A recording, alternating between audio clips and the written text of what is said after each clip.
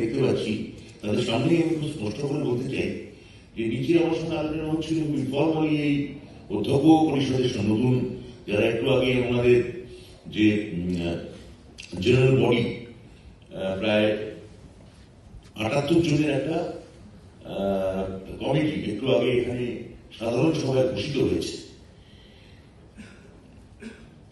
তাদের কারো কারোর সঙ্গে প্রতিনিধি অনেকের সঙ্গে আলাপ হলো, এখানে নিচে এসে আমরা কথা বলছিলাম, আমি ছিলাম, মালাদি ছিলেন, দেবাশিস দা ছিলেন, পরে কাজলি দিও এলেন।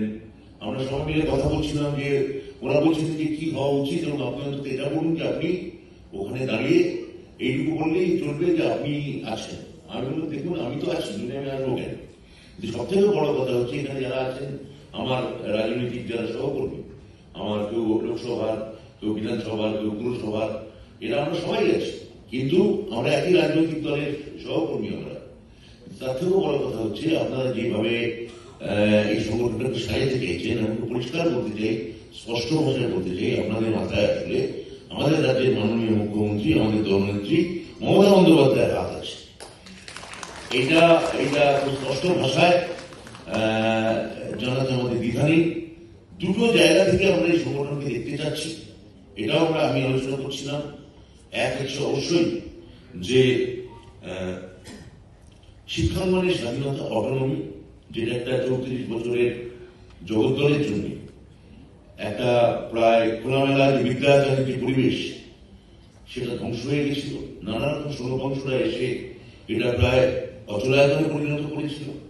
এই অচলায়তন থেকে যদি আমাদের বেরিয়ে আসতে হয়, তাহলে আমাদের যা যা করার দরকার আমরা সেটা করব, এবং একই সঙ্গে রাজনৈতিকভাবে আমাদের যে অস্মিতা, আমাদের যে বঙ্গ অস্মিতা, যেটা আমাদের বারবার আমাদের এই বাইরের যে রাজনৈতিক দলগুলি এসে আমাদের প্রভাবিত করার চেষ্টা করেছে, ভিন্ন সংস্কৃতি আমাদের উপর চাপিয়ে দেওয়ার চেষ্টা করেছে, অন্য ভাষার যে ডমিনেশন, আপনারা জানেন এইগুলো স্বাধীনতার পর থেকেই এই ডমিনেশন আমাদের কম বেশি ভোগ করতে হয়েছে।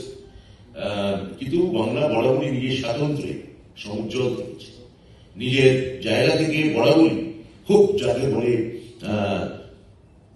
ওজস্বিতা এবং নিজস্বতা বজায় রেখেছে।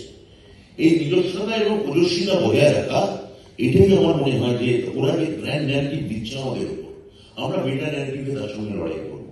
আমাদের এই মেটা ন্যারেটিভের সব থেকে বড় উৎস হচ্ছে, সব থেকে বড় আমাদের মেরুদণ্ড হচ্ছে আমাদের নিজস্ব অস্মিতা, বঙ্গ অস্মিতা।